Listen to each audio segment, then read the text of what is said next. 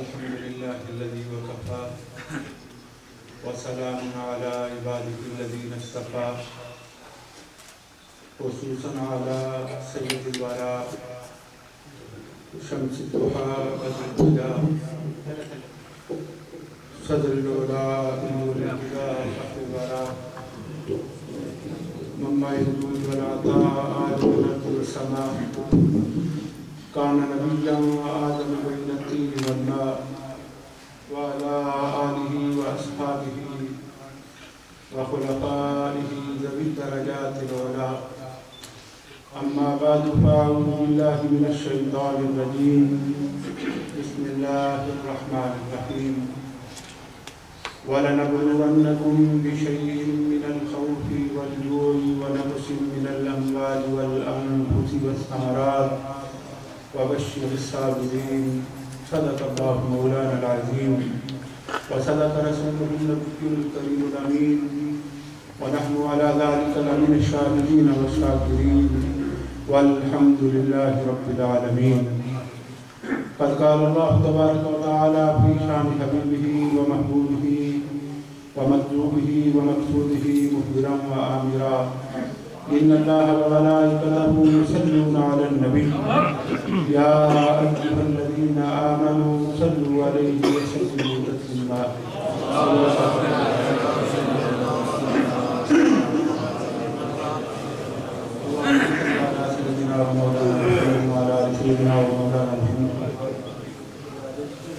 سب رات مل کے آواز بلند درود پاک پڑھیں. صلاۃ و سلام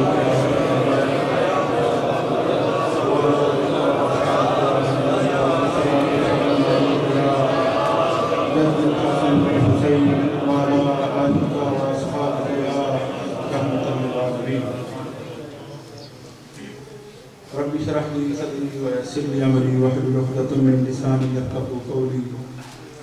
مولاي صل وسلم دائما ابدا على حبيبك خير الخلق كلهم. اللہ جل جلالہ وعظم نوالہ وعظم شانہ کی حمد و ثناء اور حضور نبی اکرم نور مجسم شفیع معظم امام النبی قائد المرسلین سلطان داور شافع محشر احمد مجتبی حضرت محمد مصطفیٰ صلی اللہ علیہ وآلہ وصحبہ وبارک وسلم کی بارگاہ کعبہ میں حضور کی بارگاہ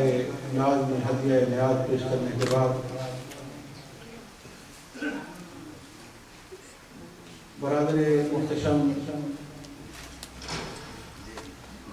فاضل جلیل حضرت علامہ مولانا قاری سیف النبی قاضی صاحب فخر السادات قاسم فیضان مولا شریف حضرت صاحبزادہ سید صفدر شاہ صاحب فاضل اجل شہباز نظام کتابت حضرت علامہ مولانا شہباز احمد چشتی صاحب استاد حفاظ برادر مکرم حضرت مولانا قاری محمد یونس قاضی صاحب خدام حضور خواجہ حاجگاں اور ہمارے محبوب محترم جناب محترم میاں غلام حیدر صاحب مشایخ اعظام علماء کرام بزرگوں اور دوستوں قابل تعظیم و تکریم اہل اسلام، میری اور آپ کی یہ نصیحت ہے کہ ہم راغب گوش مصطفیٰ نور چشم مولا مرتضیٰ جگر گوشہ سیدہ فاطمہ الزہرا امام عالی مقام سید الشہداء حضور سیدنا و مولانا امام حسین رضی اللہ تعالیٰ عنہ آپ کی بارگاہ میں اور آپ کے ساتھیوں کی بارگاہ میں محبتوں، چاہتوں اور عقیدتوں کا خراج پیش کرنے کے لیے اور آپ کی شہادت کا ذکر پاک کرنے اور سننے کے لیے شان 5ویں سالانہ شہادت کانفرنس میں حاضر ہیں. اور میں اس کانفرنس کے انعقاد پر اپنے بھائی اس کانفرنس کے منتظم جناب چودھری پرویز اشرف صاحب اور جناب میں شفیق صاحب اور ان کی ساری ٹیم کو مبارکباد پیش کرتا ہوں اور دعا کرتا ہوں کہ اللہ کریم سیدہ زہرا پاک کے لال کا صدقہ منتظمین کے انتظام کو اور آنے والے سارے دوستوں کی حاضری کو قبول فرمائے۔ علماء کرام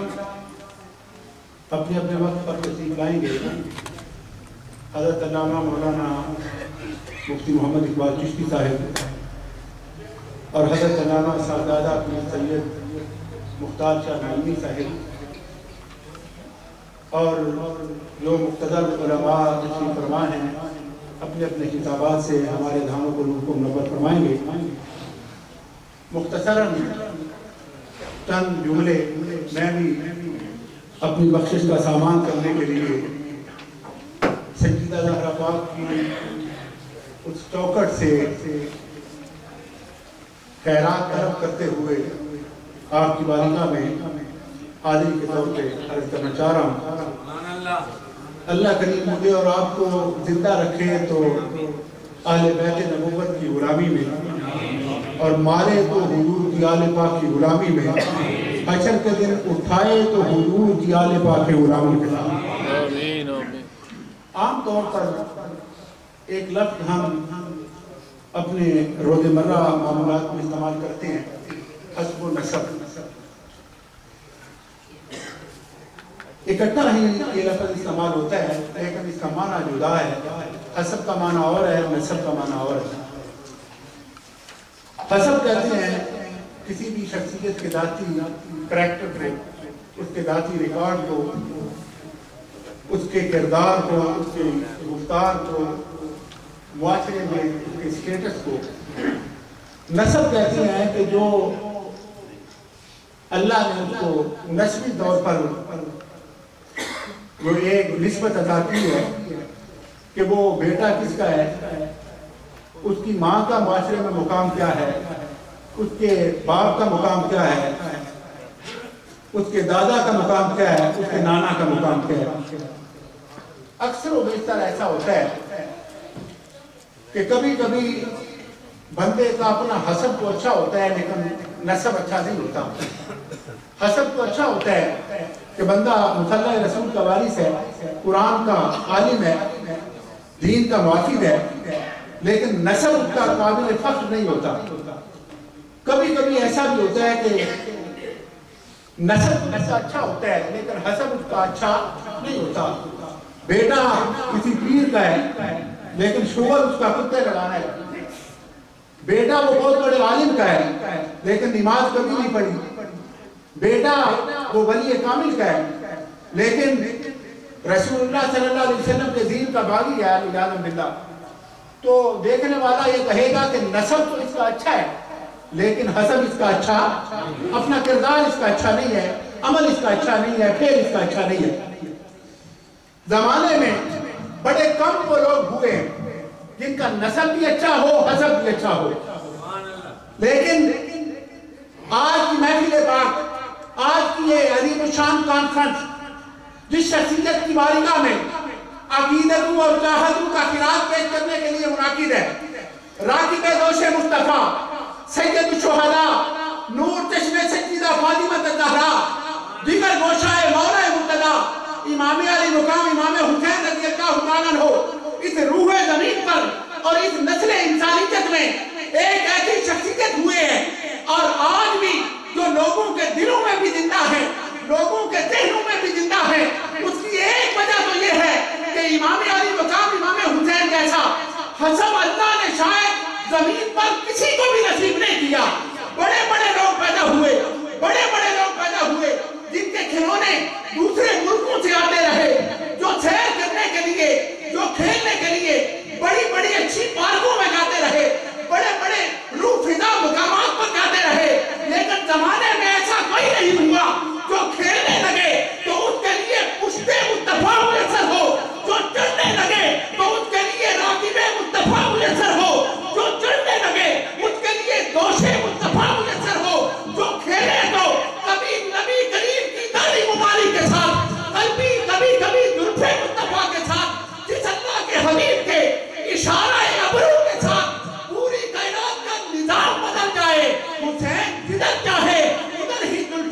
मुस्तफा से चेहराए मुस्तफा लगाया करता।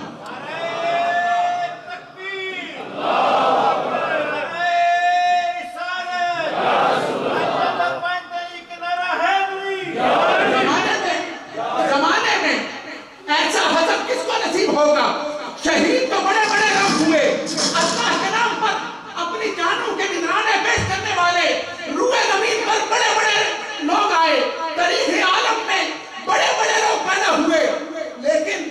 हर बंदे ने अपनी जान का निजराना पेश किया, हर बंदे ने अल्लाह के नाम पर अपनी जान को फिदा किया, हर बंदे ने अल्लाह के दीन की हिफाजत के लिए अपनी जान को अल्लाह की राह में कुर्बान किया। लेकिन किसी का हसब ऐसा होगा कि जिसका अपना इम्तिहान भी हो रहा है, कि वो गरीब वतन भी है, जिसका ऐसा इम्तिहान हुआ कि प्यास का इम्तिहान भी मौजूद है, भूख का इम्तिहान भी मौजूद है, खौफ का इम्तिहान भी मौजूद है, जिसकी बेटियां भी उसके इम्तिहान में उसी वक्त मौजूद हैं, जिसकी बहनें भी उसी इम्तिहान में मौजूद हैं, जिसके बेटे भी उसी इम्तिहान में मौजूद हैं, जिसके भाई भी उसी इम्तिहान में मौजूद हैं, और जिसने वो इम्तिहान पेश किया कि ना इसकी नज़ीर उससे पहले कोई आती है ना क़यामत तक बाद में नजर आए। हसब ऐसा, और नसब कैसा है? नसब उनका कैसा है? पूरी रूए ज़मीन पर ऐसा नसब किसी को नसीब नहीं हुआ। सैयदना फारूक आज़म रज़ी अल्लाह तआला अन्हु ने इस मुकाम पे अपने बेटे हज़रत अब्दुल्लाह रज़ी अल्लाह तआला अन्हु को फरमाया था, फरमाया अब्दुल्लाह, उस हुसैन की अज़मत की क्या बात करते हो कि जिसकी नानी खदीजातुल कुबरा है, जिसका नाना इमामुल अंबिया सैयदुल अंबिया सल्लल्लाहु अलैहि वसल्लम है, जिसका बाबा सैयदुल औलिया और जिसका भाई हसन मुज्तबा है, जिसकी माँ सय्यिदातुन निसाइल आलमीन है, रसूलुल्लाह सल्लल्लाहु अलैहि वसल्लम के लख्त जिगर। और फिर नस्ब देखें कि रसूलुल्लाह सल्लल्लाहु अलैहि वसल्लम ने फरमाया, तुम सब की नस्लें तुम्हारे बेटों से शुरू होंगी, तुम्हारे बेटों से जारी होंगी, मेरी नस्ल मेरी बेटी सय्यिदा फातिमा ज़हरा से चलेगी। और फिर रसूलुल्लाह सल्लल्लाहु अलैहि वसल्लम की नस्ल पाक सय्यिदा फातिमा ज़हरा रज़ियल्लाहु तआला अन्हा से इमाम हुसैन रज़ियल्लाहु तआला अन्हु की सूरत में चली। वो कैसी नस्ल थी? उलमा ने लिखा है कि इमाम हुसैन रज़ियल्लाहु तआला अन्हु की कुर्बानी की कबूलियत का आलम ये फरमाते हैं कि ये एक कुटिया 15-15 बच्चे देती है, लेकिन जितना बड़ा रेवड़ किसी बकरियों का हो सकता है, उतना बड़ा रेवड़ कुत्तों का नहीं होता। वजह क्या है? उलमा कहते हैं वजह यह है कि बकरियां अल्लाह की राह में कुर्बान होती हैं, अल्लाह करीम उनकी नस्ल में बरकत पैदा फरमा देता है। ज्यादा से ज्यादा वो बच्चे तो तीन ही जनती है या 4 जनती है, लेकिन अल्लाह करीम उनकी नस्ल में बरकत इमाम हुसैन रज़ियल्लाहु तआला अन्हु की कबूलियत कुर्बान की एक वजह यह है, आप अंदाजा तो करें कि इमाम हुसैन रज़ियल्लाहु तआला अन्हु कुर्बानी का वो मंजर अपनी आंखों में लाए कि नैनवा के मैदान में तपता हुआ वो चेहरा इमाम हुसैन कभी शहजादा अली अकबर की लाश को उठा के ला रहे हैं, कभी हज़रत अब्बास अलमदार के कटे हुए बालों को जमा कर रहे हैं, कभी नन्हे से अली असगर को अपने हाथों पर तड़पता हुआ देख रहे हैं, और हर कुर्बानी पे कहते हैं रब्बना तकब्बल मिन्ना हादा कुर्बान, ऐ अल्लाह अगर तेरी बारगाह में हुसैन की ये कुर्बानी कबूल है, तेरी यही रज़ा है, तो हुसैन भी तेरी रज़ा पे राज़ी है। इमाम हुसैन रज़ियल्लाहु तआला अन्हु की कुर्बानी की कबूलियत का आलम ये कि इमाम हुसैन रज़ियल्लाहु तआला अन्हु के एक लख्त जिगर हज़रत इमाम ज़ैनुल आबिदीन बचे, आज सैयदों के पूरे पूरे गांव मौजूद हैं, और ये बरकत है इमाम हुसैन रज़ियल्लाहु तआला अन्हु की नस्ल पाक की, नस्ल पाक में। और मेरे इमाम ने कहा था कि वो नस्ल आम नस्ल नहीं, आला हज़रत कहते हैं तेरी नस्ल पाक में है बच्चा बच्चा नूर का, तू है ऐने नूर तेरा सब घराना नूर का। अल्लाह मुझे और आपको इमाम हुसैन की मोहब्बत में रखे, इमाम हुसैन की मोहब्बत में मौत आए और क़यामत के दिन इमाम हुसैन की मोहब्बत में उठाए।